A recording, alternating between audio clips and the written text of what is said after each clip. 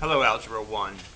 This lesson, working with fractions, decimals, and percents, will close our discussion of this topic. After today's activities where I saw some people having some confusion, I thought it might make some sense if we started, talking about decimals. Now, of course, this is 0.5 or 5/10 or 1/2. Nobody had any particular trouble with this. But I want you to think about the fact that there are placeholders on the right and on the left of this. So there's a placeholder to the right of the 5 and to the left of the 0 that we've written here. In fact, notice some of us simply write 0.5. And others like that 0 there as that placeholder. Probably none of us write it the way that I've got it up here, though, but 0.5 and 0.5 kind of are used interchangeably by people. But we could have placeholders. We could have that many placeholders. That's still 0.5, or 0.5 if you want to call it that.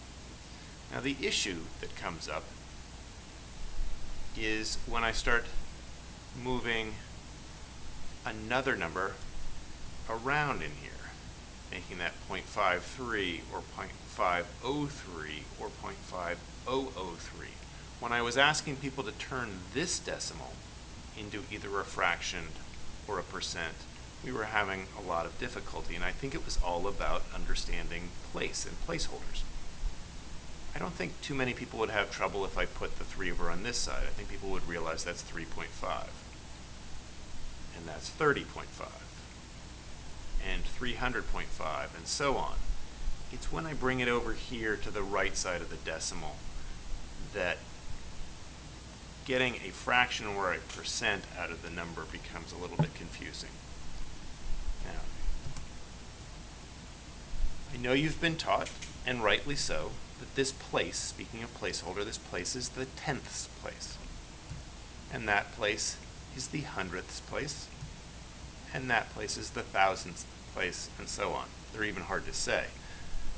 I would suggest another way to look at this. That's the place that's divided by 10. That's what I'd like you to think of it as. So that number that you're looking at right there is literally 5 divided by 10. If I move that 5 over one spot, it's now in the place that's divided by 100. So that's literally 5 divided by 100. Move it over one more. The third space over is the place that's divided by 1,000. So in that case, we're looking at 5 divided by 1,000. And I can keep going here. The next place would be 10,000, 100,000, a million, and so on. But what I want to make sure next is that we're able to work with this idea of moving this 3 around. So now let's look at this. If I put the 3 there, I've got 0.53. Notice my lowest number, ignoring my placeholder zeros, my number that's farthest to the right is in the place that I said is divided by 100. So the number I have there is 53 divided by 100. If I move that 3 over, the 3 is now, and again, the 3 is the one farthest to the right. It's nothing special about it being a 3. I could have written a 7. I just am worried about the place here. It's now in the place that's divided by 1,000. So the whole number there is 503 divided by 1,000. Okay? So hopefully that makes some sense. We talked about at the beginning, that's 5 divided by 10. And that's 53 divided by 100. And that's 503 divided by 1,000. One other thing. If I asked you to compare these numbers, 0.5, 0.53, and 0.503, the best way to do it is to make them all match by filling in these empty gaps so they all look like they're in balance. They're all symmetrical. Now you can see that's 0.500 versus 0.530 versus 0.503. Now if I say that all of them, remember this place here is the place that's divided by 1,000.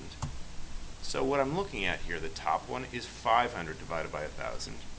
the bottom one's 503 divided by 1,000, it turns out the middle number is actually the biggest. It's 530 divided by 1,000. Which of these three blue numbers is the biggest number? 530 is. That's the largest of these three numbers. The smallest one turns out to be this one.